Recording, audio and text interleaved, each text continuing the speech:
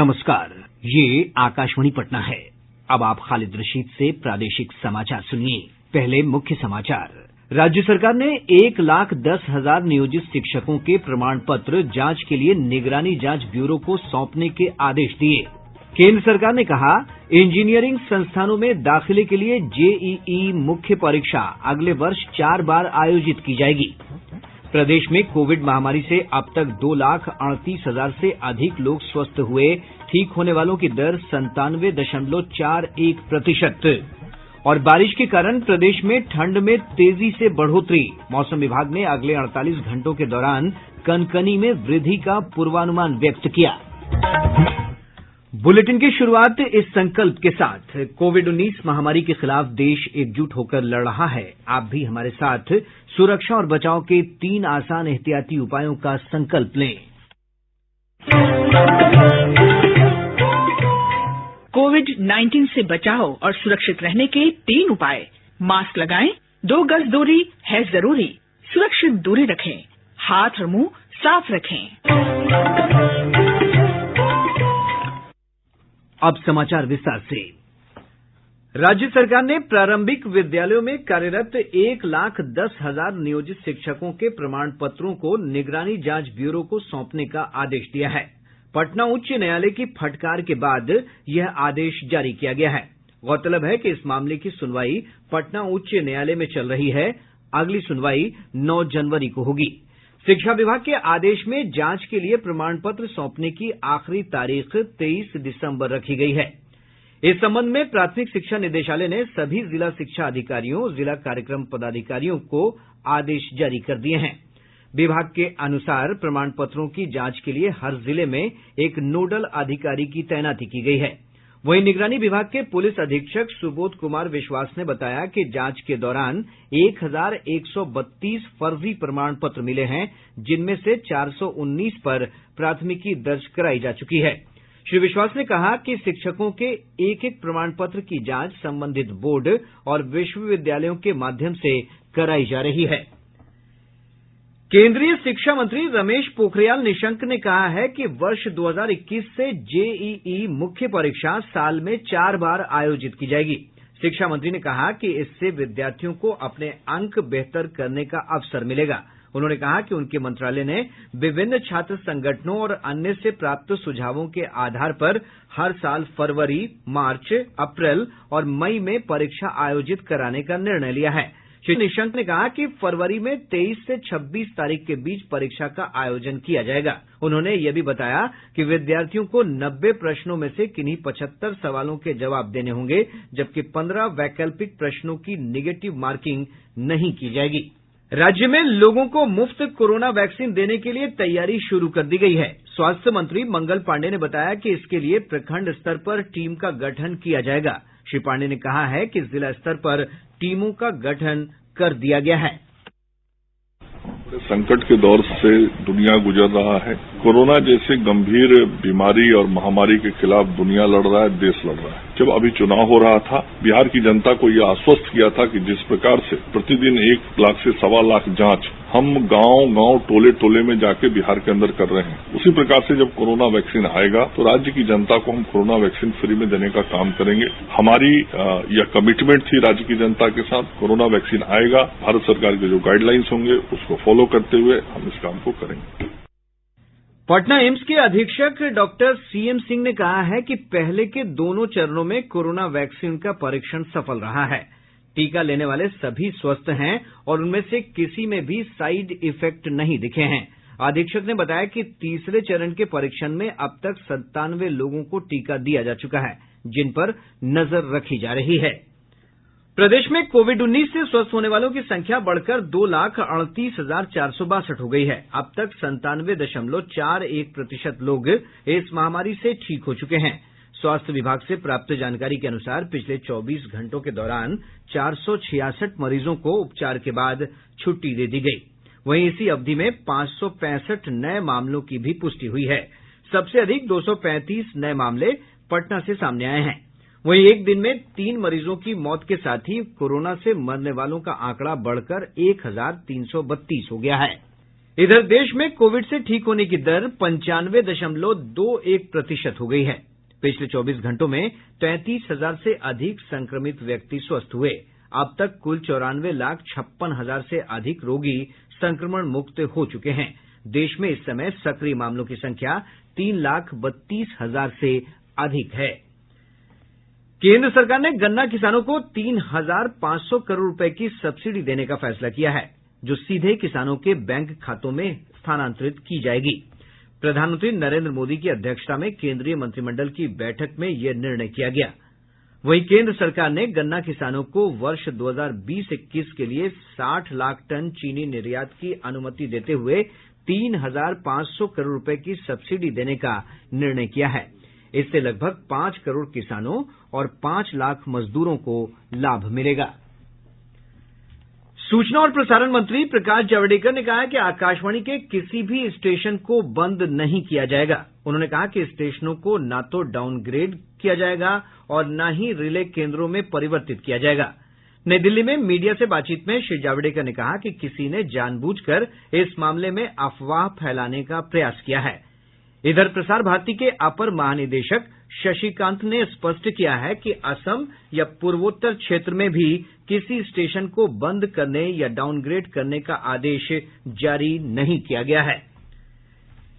केंद्र सरकार ने कहा है कि मौजूदा खरीफ विपणन सत्र में धान की खरीद में 22.41% की वृद्धि हुई है। कृषि मंत्रालय ने कहा है कि अब तक 390 लाख टन से अधिक धान की खरीद की जा चुकी है। मंत्रालय ने कहा है कि सरकार की न्यूनतम समर्थन मूल्य योजना के अंतर्गत किसानों से खरीफ फसलों की खरीद चल रही है। धान की खरीद बिहार, पंजाब, हरियाणा, उत्तर प्रदेश, तेलंगाना, उत्तराखंड, तमिलनाडु, चंडीगढ़, जम्मू कश्मीर, केरल, गुजरात, आंध्र प्रदेश, छत्तीसगढ़, ओडिशा, मध्य प्रदेश और महाराष्ट्र में जारी है। मंत्रालय ने कहा है कि न्यूनतम समर्थन मूल्य से अब तक 73,781 करोड़ रुपए की खरीद से लगभग 44,32,000 किसान लाभान्वित हुए हैं। यूरिया की कालाबाजारी को रोकने के लिए राज्य सरकार हर जिले में अधिकतम खाद खरीदने वाले 20 किसानों की पहचान कर उनका सत्यापन करेगी। कृषि सचिव डॉक्टर एन श्रवण कुमार ने बताया कि केंद्रीय रसायन और उर्वरक मंत्रालय से निर्देश मिलने के बाद हर जिले के 20 यूरिया खरीदारों की रिपोर्ट पोर्टल से भेजी जाएगी। उन्होंने कहा कि अगस्त से लेकर नवंबर तक जिन 20 किसानों ने अधिकतम यूरिया की खरीद की होगी, उनकी सूची तैयार की जाएगी। प्रादेशिक समाचार आप आकाशवाणी पटना से सुन रहे हैं।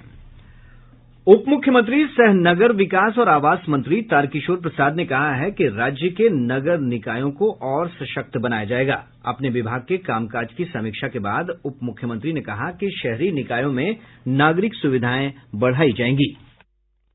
पूरे बिहार में जो स्थानीय नगर निकाय हैं उनकी क्या स्थिति है और कितना हम उसमें कर सकते हैं, क्योंकि आने वाले दिनों में फिर वो बजट है, उसके अनुसार फिर हम प्रयास करेंगे कि उसमें बजट में हम कैसे बेहतर उनके लिए प्रावधान कर सकें। और आपने देखा ही होगा कि आत्मनिर्भर बिहार के लिए जो 7 निश्चय योजना कल कैबिनेट में हम सबों ने स्वीकृति है और उसमें भी शहरी क्षेत्र के लिए जहां जाम की स्थिति है वहां फ्लाईओवर का निर्माण।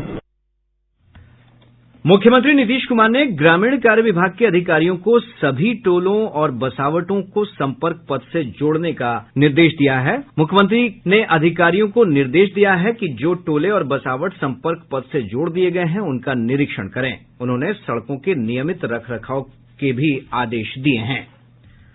प्रदेश के मौसम में पिछले 24 घंटों के दौरान तेजी से बदलाव हुआ है। राजधानी पटना सहित राज्य के दक्षिण पश्चिम भाग में बूंदाबांदी के कारण तापमान में गिरावट दर्ज की गई है।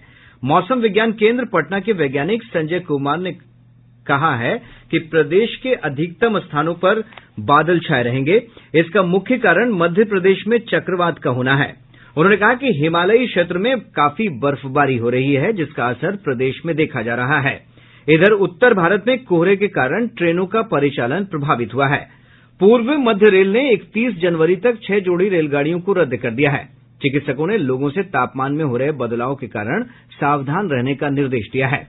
इस दौरान अस्थमा, ब्लड प्रेशर और सांस की बीमारी वाले मरीजों को बाहर निकलने से बचने की सलाह दी गई है। दरभंगा एयरपोर्ट से अब अहमदाबाद, हैदराबाद और पुणे के लिए भी उड़ान शुरू होगी। विमानन कंपनी स्पाइसजेट 11 जनवरी से इसके लिए टिकट की बुकिंग शुरू करेगी। प्राप्त जानकारी के अनुसार दरभंगा एयरपोर्ट से हैदराबाद और पुणे के लिए सप्ताह में 6 दिन विमानों का परिचालन किया जाएगा। राजस्व आसूचना निदेशालय DRI ने पटना औरंगाबाद रोड पर एक वाहन से लगभग 1900 किलोग्राम गांजा के साथ 2 लोगों को गिरफ्तार किया है। बरामद गांजे की कीमत लगभग 3 करोड़ रुपए बताई जा रही है। सुपौल जिले के किशनपुर थाना क्षेत्र में पुलिस ने भारी मात्रा में अवैध शराब के साथ 5 युवकों को गिरफ्तार किया है। बरामद शराब 2 वाहनों में लादकर ले जाई जा रही थी। गोपालगंज जिले में अलग अलग सड़क हादसों में 2 छात्र समेत 5 लोगों की मौत हो गई, जबकि 11 लोग घायल हो गए। बेगूसराय जिले के वीरपुर थाना क्षेत्र में अपराधियों ने IDBI बैंक की एक शाखा से 6,65,000 रुपए लूट लिए। पुलिस मामले की छानबीन कर रही है। रोहतास जिले के चेनारी थाना क्षेत्र से पुलिस ने हथियार के साथ 5 अपराधियों को गिरफ्तार किया है। पुलिस अधीक्षक सत्यवीर सिंह ने बताया कि गिरफ्तार अपराधियों पर कई आपराधिक मामले दर्ज हैं। सीतामढ़ी जिले में रेलवे सुरक्षा बल ने 12 अवैध रेलवे टिकट के साथ 2 युवकों को गिरफ्तार किया है। गिरफ्तार युवकों से पूछताछ की जा रही है। शेखपुरा जिले में कृषि विभाग ने पराली जलाने वाले 163 किसानों की पहचान करते हुए उन्हें किसी भी प्रकार की सरकारी मदद से वंचित करने का निर्णय लिया है। मुंगेर जिले में कार्य में लापरवाही बरतने के आरोप में असरगंज प्रखंड के अमैया पंचायत के तत्कालीन पंचायत सचिव जयप्रकाश यादव को बर्खास्त कर दिया गया है। सिमुलतला आवासीय विद्यालय की प्रवेश परीक्षा आज पटना में 4 केंद्रों पर आयोजित की जा रही है। जिला शिक्षा अधीक्षक ज्योति कुमार ने बताया कि परीक्षा 1 बजे से शुरू होगी। इसमें लगभग 1000 छात्र शामिल हो रहे हैं। मुजफ्फरपुर जिले के विभिन्न थाना क्षेत्रों में पदस्थापित 3 दारोगा, 1 जमादार और 19 अन्य कर्मियों को काम में लापरवाही बरतने के आरोप में निलंबित कर दिया गया है। इन सभी को पुलिस लाइन में योगदान देने का निर्देश दिया गया है। वरीय पुलिस अधीक्षक जयंतकांत ने कहा कि बार-बार आदेश के बावजूद भी ये पुलिस अधिकारी काम में लापरवाही बरत रहे थे। अब पटना से प्रकाशित प्रमुख समाचार पत्रों की सुर्खियां। आज के सभी समाचार पत्रों ने अलग अलग खबरों को प्रमुखता से प्रकाशित किया है। हिन्दुस्तान ने किसान आंदोलन पर सुप्रीम कोर्ट के हवाले से लिखा है, समिति बनाकर संकट को सुलझाएंगे। दैनिक जागरण ने सभी धर्मों में तलाक का समान आधार तय करने पर होगा विचार को बड़ी खबर बनाया है। प्रभात खबर ने नीट की परीक्षा में सफल छात्रों के प्रदेश के मेडिकल कॉलेजों में नामांकन नहीं करने पर शीर्षक दिया है, स्टेट टॉप 20 में शामिल किसी स्टूडेंट ने बिहार के मेडिकल कॉलेजों में नहीं कराया अपना एडमिशन। दैनिक भास्कर ने कोचिंग संस्थानों के संचालकों के कोचिंग खोलने की मांग पर सुर्खी देते हुए लिखा है, थिएटर, होटल, मंदिर, मॉल, स्विमिंग पूल खोले जा सकते हैं तो कोचिंग संस्थान क्यों नहीं, 5 लाख लोग बेरोजगार। और अब अंत में मुख्य समाचार एक बार फिर। राज्य सरकार ने 1,10,000 नियोजित शिक्षकों के प्रमाण पत्र जांच के लिए निगरानी जांच ब्यूरो को सौंपने के आदेश दिए। केंद्र सरकार ने कहा, इंजीनियरिंग संस्थानों में दाखिले के लिए JEE मुख्य परीक्षा अगले वर्ष 4 बार आयोजित की जाएगी। प्रदेश में कोविड महामारी से अब तक 2,38,000 से अधिक लोग स्वस्थ हुए। ठीक होने वालों की दर 97.41%। और बारिश के कारण प्रदेश में ठंड में तेजी से बढ़ोतरी। मौसम विभाग ने अगले 48 घंटों के दौरान कनकनी में वृद्धि का पूर्वानुमान व्यक्त किया। इसके साथ ही आकाशवाणी पटना से प्रसारित प्रादेशिक समाचार का ये अंक समाप्त हुआ।